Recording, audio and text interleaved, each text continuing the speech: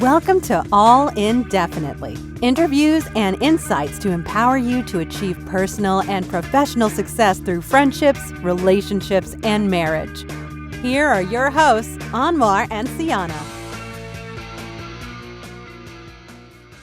Welcome back. Thank you for being here listening again. Man, how you been? Crazy. It's been a couple of weeks. We since we pre-recorded some shows, and now we're back to recording again, which I'm really happy about. Yes. So much to talk about. Have you been studying hard? Yes. Yeah, you can tell. I did. I saw you today, and I was like, "Wow, you look a lot more pale than I remember you." You haven't seen the sun in a while. I haven't seen the sunlight in a couple of days. Yeah, and I went on a couple of trips. I went to Las Vegas. I was there ringside for the Masvidal and Colby Covington fight at the UFC, which was amazing. Nice. And then I went to... and you get to meet a lot of interesting people. I did. I got to meet some cool people. And then I went to South America for some trips with some friends and had a great time there. Did you? Yeah, in Colombia. So now I'm back. And are you going back to Colombia anytime soon? No, I want to travel some more places. I'll talk to you more about that and tell you. But, in talking about our show today, we've been meaning to talk about this topic because I've heard about this before. This has been out for a while now, and a lot of people know about it, and that is the 5 love languages. Yeah. How before I brought that up to you, did you know about that? No, I had no clue about it. You didn't know about the love languages? But now I want to read the book. Okay. So we took the short version of the the YouTube videos of people talking about it. We also did our quiz so we can find out our love languages. And you have to have Peter find out his love languages. Yeah, because obviously it seems, according to the video, I'm speaking Chinese, he's speaking English. So right. Because you don't know his love language. Exactly, and he doesn't know mine. And he doesn't. Well, you didn't know yours. Yeah, I don't even know mine. Now I do because I took the quiz. Well, we took the quiz, so I know mine. And before we share all of that, we'll talk about that for a second. But what about this?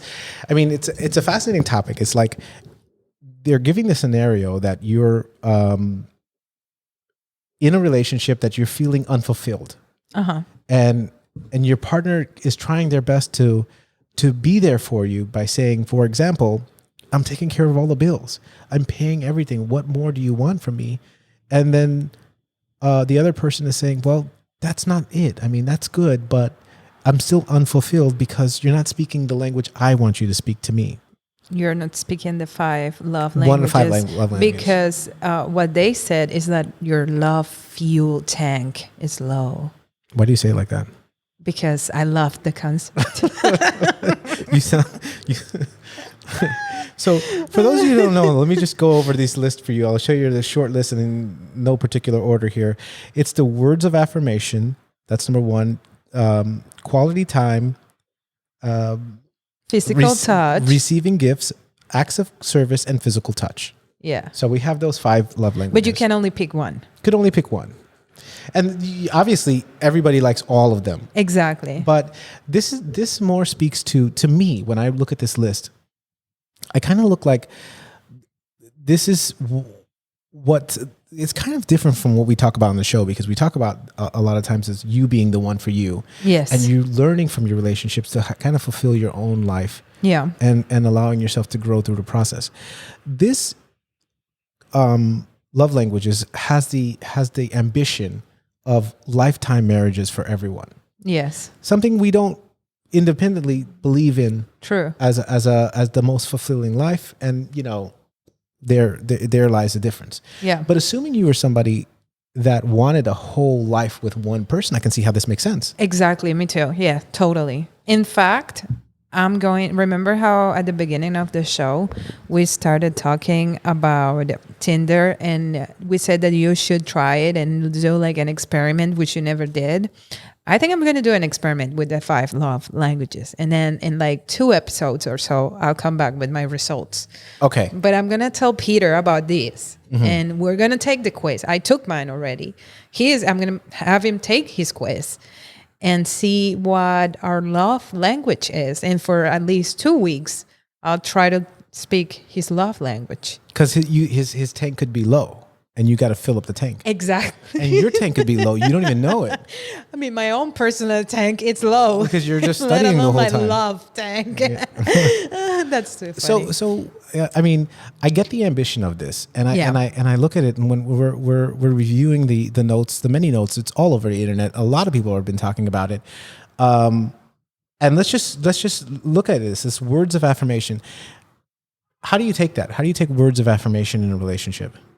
I like it. I mean, obviously, I like it when it's genuine, like not when you're constantly complimenting me or something that will make me feel awkward in a general basis. But, when it's genuine and when you really are proud of your partner, I feel that's necessary. It's good to hear that from your partner. It's the closest person to you.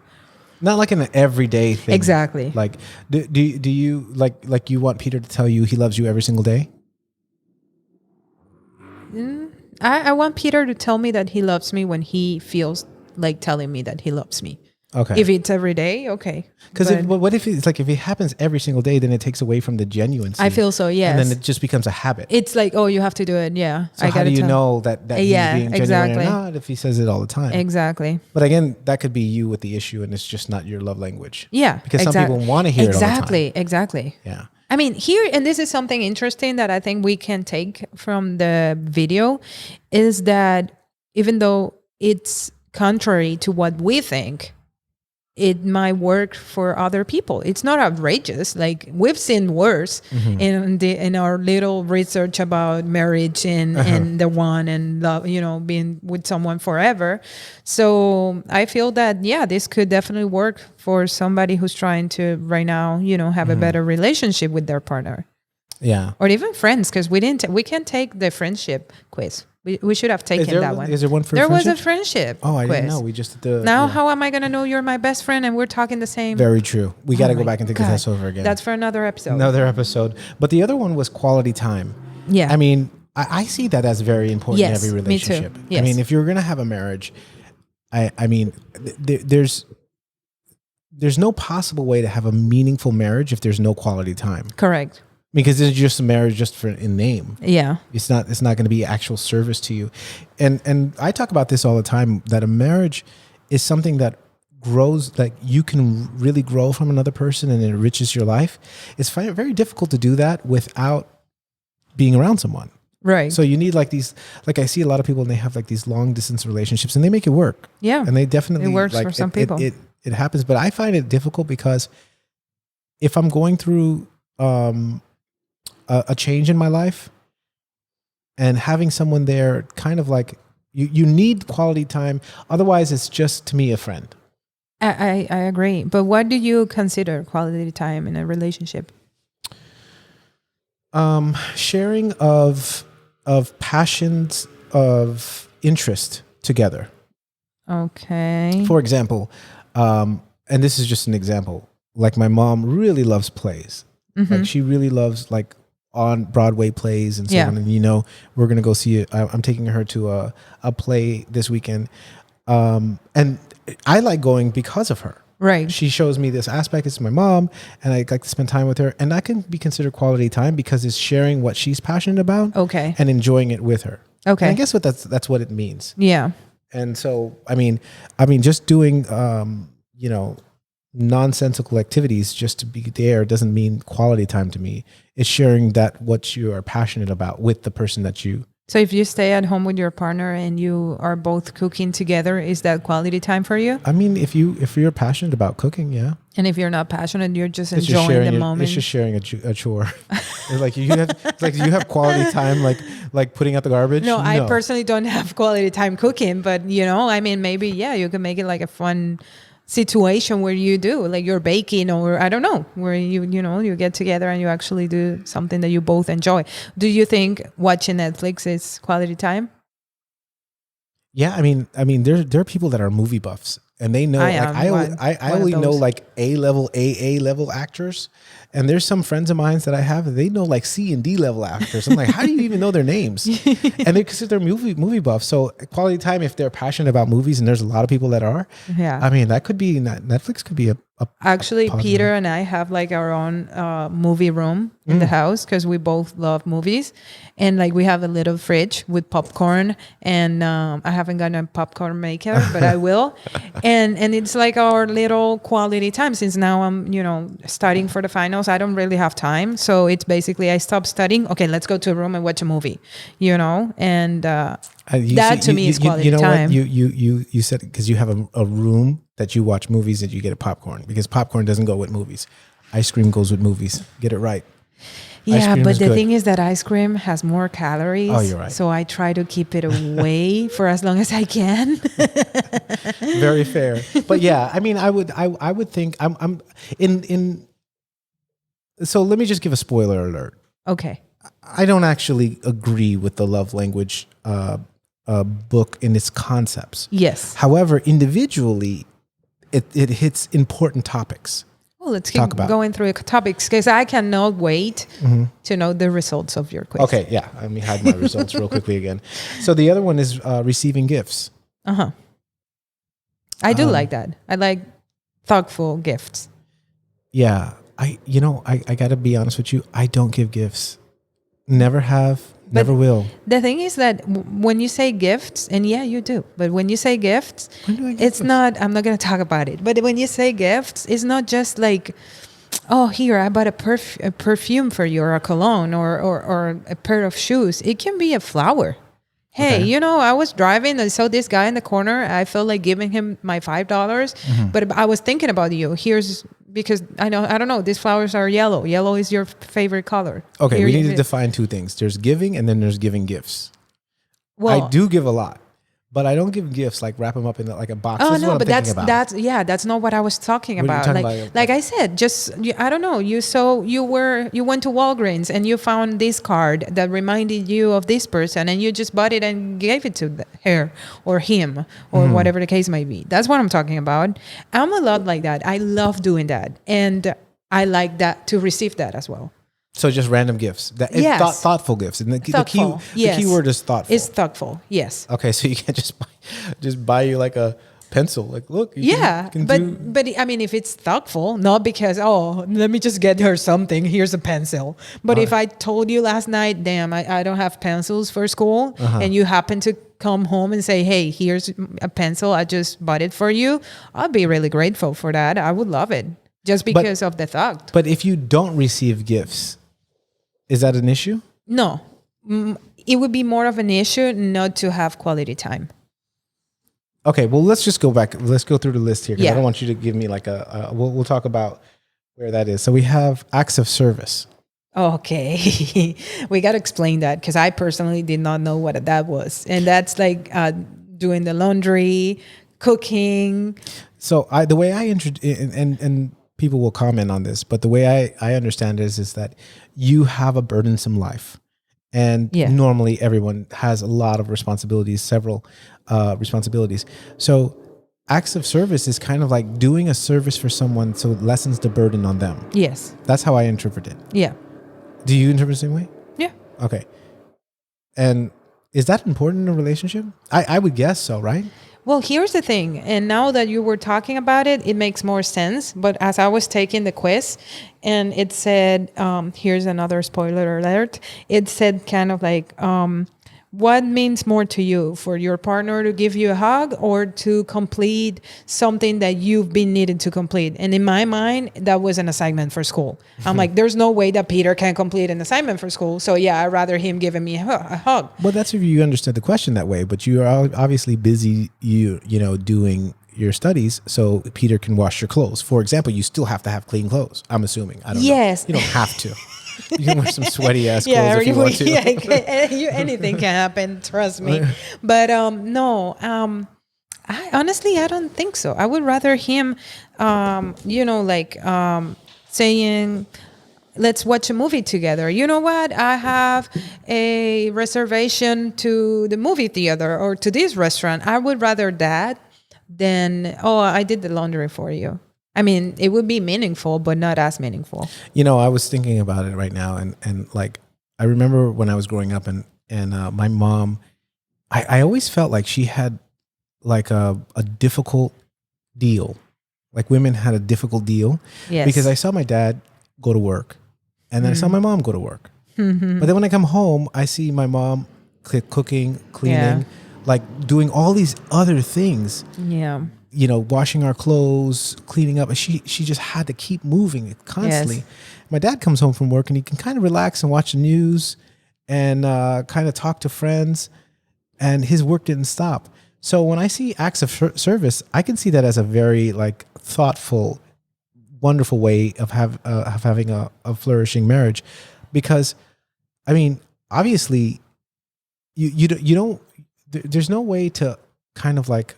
No realistic way in life to say we'll split things 50-50. Yeah. You know, I'll wash one plate, you wash the other plate, you know, like, or like you, but it's kind of like doing things that lessen the load in a thoughtful way, because you want to see the other person have their time for them and whatever could be. Yeah. So, I mean, I do think that as a very acts of service, it's not that somebody wants to be lazy or not do anything. It's just that sometimes culture plays a part in it, and people they have more responsibilities, because, you know, when, you know, as a kid, I would remember these are girl things to do and these are guy things to do. Right. And even today I have friends, and this is 2022, we're talking, and like a lot of people will say putting out the garbage is kind of like the man's job in a relationship. And, you know, there's very fair, you know, it's very slim now, but, there are women jobs to do. Yeah, cooking is doing primarily the laundry, folding the laundry. Correct. Yeah. Although I do all those things, so that's what I was gonna say. I I just realized that I don't appreciate that so much, because that's what we do. And like Peter and I, we do that. Like it in our relationship, that's how it works. Whoever has the time does it. It doesn't matter whether whether he's cooking or doing the laundry or cleaning or whatever. Like whoever has the time does it. Like these last few days, I haven't done anything. Yeah. You know, but he knows what I'm doing, and whenever he is busy and I can't do it, I'll just do it. So that's why it doesn't mean that much to me. Right, because it's already done, right? Exactly. It's already done naturally. Exactly. So it's like, but obviously, if you're in a long-term marriage and your ideal is to be married for the rest of your life, and you see somebody that's laboring heavily on things, and at times things get difficult for someone, it's good to have someone that's can step in and kind of do some acts. Definitely. And in fact, it is a great point, because the way I'm seeing it right now, it's how we don't appreciate the things that we have every day. You know, like I'm sure that your mom would, and we can ask her, she would say, oh my God, I would have loved for my partner to do laundry for me or to cook for me and come home and have the food ready. But for me, because I have that, it's like, oh yeah, you know, it's okay. Yeah. You know, so yeah, it's a great point, and it's true. It's definitely true. In my previous relationship, I would see that, you know, when her parents would come in town and her mother would cook all the time. I mean, it was wonderful. She had a hierarchy. Her cooking is wonderful, by the way. But she had a hierarchy on how she serves the table. Really? Kid you not. Now, so it would be my ex-girlfriend or wife, however you call it, me, her mother, and her father. And then her mother would do the cooking. Yes. She wouldn't want anyone in the kitchen.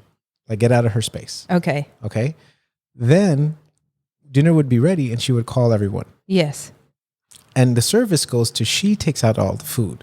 She serves the food. She serves her husband first. There's a hierarchy. Then I go second. And then her daughter, third. She goes third, and then she eats last. Wow. And then if she sees that you're finishing your plate, she asks you if you want more. And of course, you always want more. Yeah. And then she would stop her eating. Wow. Instead of saying, go get it yourself. Yes. She'd be like, oh, let me get it for you. Now, afterwards. I mean, that sounds like a great suegra.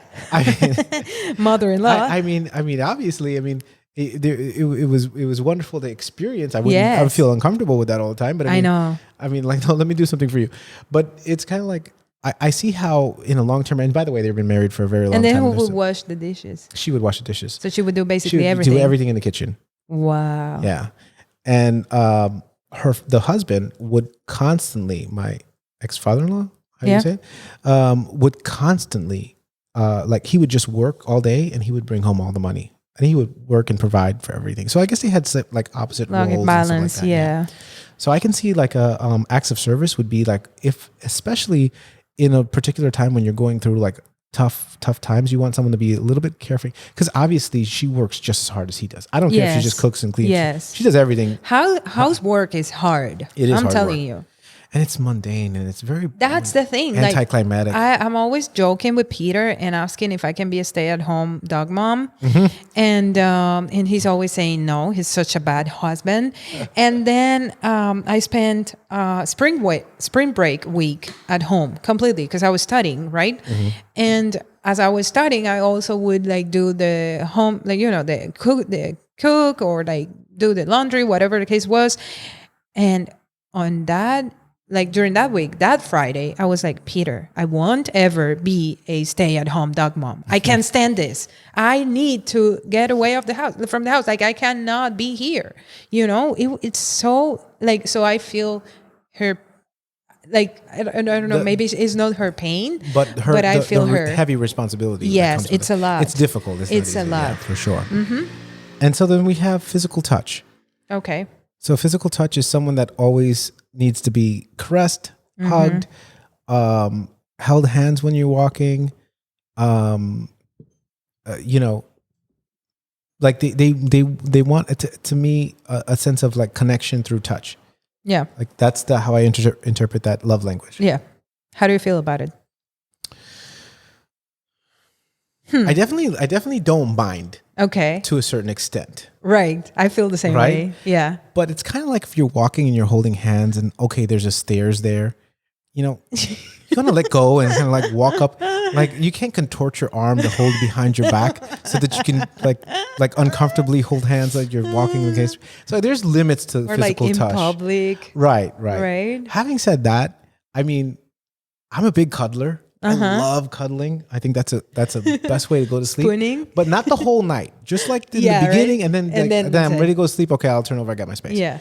So I mean, I don't know of examples where I kind of like see a lot of people.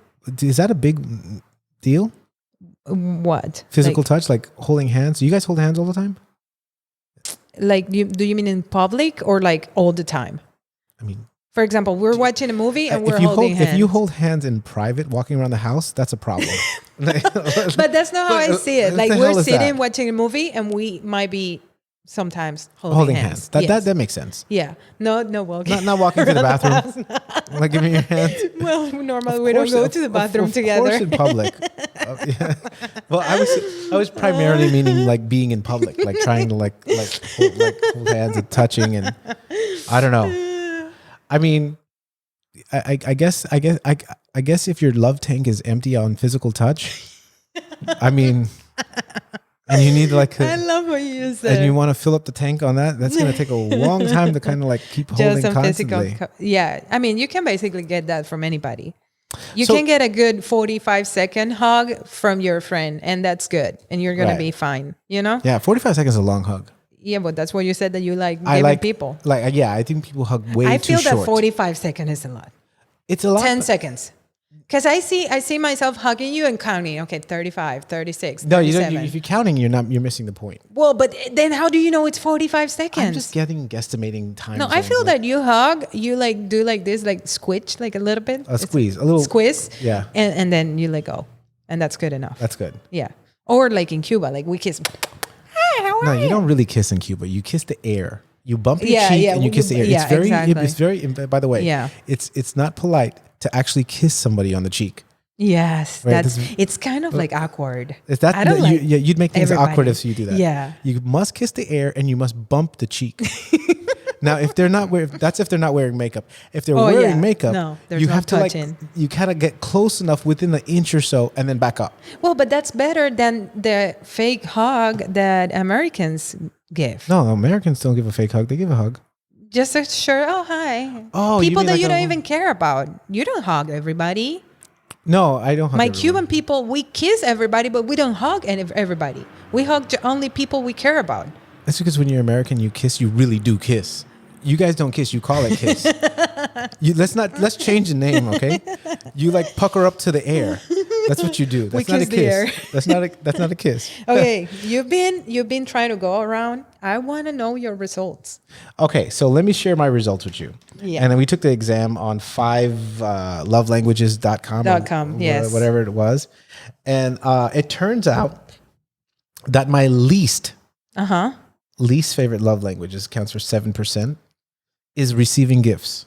That's your least. That's my least. Okay. The second, 13%, is physical touch. And there's a tie between the third and fourth there at 20%, and that's acts of service and words of affirmation. And then my number one love language is quality time. And I actually thought about that before I took the test, and I actually circled that. I actually knew it would be that because I was kind of like, I think this more speaks to me after we watched the videos and we knew what we were talking about. Kind of speaks to where I go with things. But here's where I'll say the difference. Well, let me hear yours first. Okay, my first is quality time. That's like the highest. It's 27%. Yeah, it's 27%. You're going the most. Top down? Yeah, top down. 27% is not a lot. What's your most? Mine is 40%. Was my 40%? Yeah. Really? Oh Yeah. no, mine is 27. Then I got hang on, let me turn. Words of affirmation. That's 23, and it's tied with receiving gifts or gift giving. In my case, is also that, which is also 23. Then I have physical touch, which is also tied 13% to acts of service. So wait a minute, you're confused is what you are. Yeah. Because your top I three, told you. your top three are essentially the same. 27%, 23%, and 23% is the same thing. Yeah, and then the other two is 13 and 13. You can't help Peter with this, but you guess. I mean, I can. I have a 27% out of the 23. Okay, I mean, I guess like 20. If something is 27% and the other one is 23%, it doesn't mean the second one is. Like, there's a huge gap between my 40% and my other 20%. Well, that's what I'm saying. There's not much. So You should take the test again. Well, no. You did a bad job taking tests. I'm bad at taking tests. But let's just see, and I just want to leave it on this thought: is that if your job is to try and to stay together forever, with someone, then this actually works. I think so. Because what it's saying to you is that I am going to be dependent upon this person to do this act for me and speak this language for me. That way I don't have to develop myself or change my life or alter it. I can just allow myself to depend on another person to provide whatever I'm missing to speak my language. And I know that some people may not agree with me. They'll be like, no, what are you talking about? I just want to feel loved this way. This is the way I accept love. My parents did me the same way. As a child, I saw this as they did it for me and I saw them do it. So I want it for me. And that's how I speak the language. But I think that the fallacy in that is that if you have if you need words of affirmation, I think you could love yourself to give yourself words of affirmation. Yeah. And it's nice to hear things from other people, but it's good to know it within your own heart. Yeah. Same things with quality time. I think that we get lonely and we instantly look towards other people, and really and truly is to get comfortable loving yourself. Yeah. Relationships are the key to being, and I talk about it before, it's like being rich and having richness in your life is through relationships. Life feels a lot richer with relationships, but you get relationships by having a relationship with yourself first. Once you have that and you love yourself, you build that relationship. I mean, you're in good company and you're with someone you love at all times. Yeah. And receiving gifts is nice. It's nice to receive gifts, but it's also nice to not even need them in the first place. Yeah. It's to know that life itself is a gift. And a lot of the things that we experience are all gifts. And just meeting people is a gift. Like, we are bombarded by gifts and blessings all the time that we never even count. Yeah. That are truly gifts. Good friendships are great gifts. Yeah, that's true. And when we say acts of service is kind of like dividing tasks or having help with doing something. I think acts of service requires people to, well, it could be wrong. And this is just off the cuff. I'm not deep thought. We haven't prepared for this in any meaningful way. But Acts of service is kind of like saying, I want people to recognize what I'm doing, and I want them to do it for me without having to ask for it. Yeah. And the problem with that is that we need to ask for help. Yes. And we need to develop the way to how to ask for things and not hope that somebody's going to do it and or expect it, which is even worse. And physical touch is amazing, but it's something we do naturally. Yes. And you want physical touch, but never forced. And even if you speak the language and you know your partner, if Peter doesn't like to hold hands, and do you really want him to be uncomfortable physical touching you, or do you want him to just be natural at all times? And you totally natural. Yeah. So I mean, obviously, you know, we're at a frame where we believe that, you know, marriage is something that you should do for an unspecified amount of time, indefinitely, but that you should grow, learn, flourish, and continue to grow individually. And this whole concept has to do with you making something work. Your tank is low and you want it to go forever. Yes. And I just don't know if that's happening. You want to add anything to that? Like I said, I'm going to do my experiment. I'm going to talk to Peter about this, have him take the quiz, and then we'll try for like 2 weeks. Well, there you go. And there you have it. We're going to hear back from Cyana and I want to hear what the love language is, and then like how find out what his love language is and how you fill your tanks up. Exactly. So thank you so much for listening, and thank you to our sponsor, American Worldwide Academy. So if any of you needs a high school diploma or a career or technical degree, we can help you with that. It's 305-456-5948 or and their website. Yeah, the website is careerhighschool.com. Okay, thank you. See you guys soon.